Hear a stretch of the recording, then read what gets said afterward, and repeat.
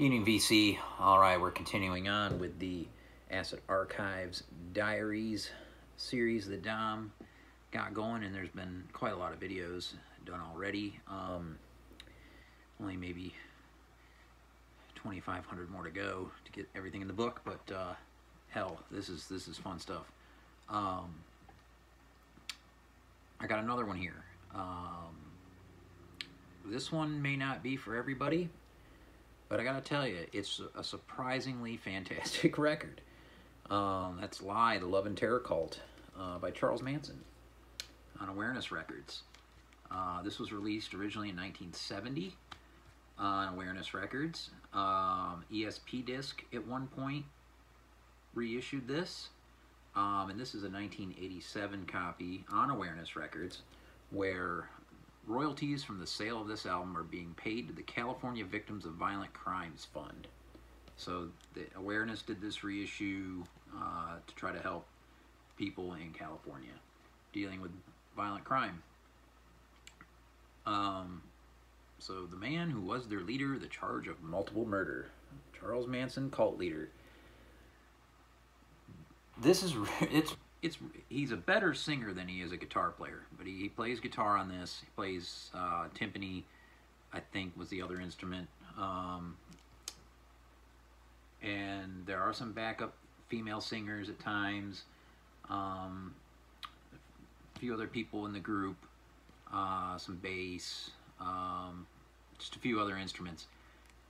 For some reason, some of this album reminds me of like the album Back One Foot in the Grave, if you like that record. It's acoustic folk. He's not the best guitar player in the world, but some of it's really good. He's actually a really good singer, surprisingly for, you know, the folk genre in 1970. A really enjoyable record. None of the songs are too long. Maybe a few are 3 minutes, just over 3 minutes. Most of them much shorter. A couple of them are really, really good, especially on the A side. I really dug the A side on this. But yeah, I mean, this is a guy, one of his songs was taken and altered by the Beach Boys and put on a B-side, I believe on Atlantic. Was it Atlantic? I can't remember the specifics. You can Google it. Just Google Beach Boys Charles Manson song, and it comes right up. But yeah, I think he actually knew Wilson, whatever that guy's name was in the Beach Boys. I don't know if he did any. I think he did some other recordings, because there's like bootleg cassettes that have shown up in Lunchbox and stuff like that of Charles Manson. But this is actually worth picking up if you see a copy. I'd love to have the ESP disc version just because I collect ESP disc, but that one goes for a little bit. This one was not cheap either. This version, I can't remember where I got it. I got it maybe from Carolina Soul. And the originals go for a shit ton. I know Dylan's got an original Awareness from 1970. I mean, that can go for like 600 and up or more. But it's surprisingly, again, it's a really good folk record if you like singer-songwriter stuff. Some decent lyrics, some decent stuff. It's not about killing or anything. There's your labels.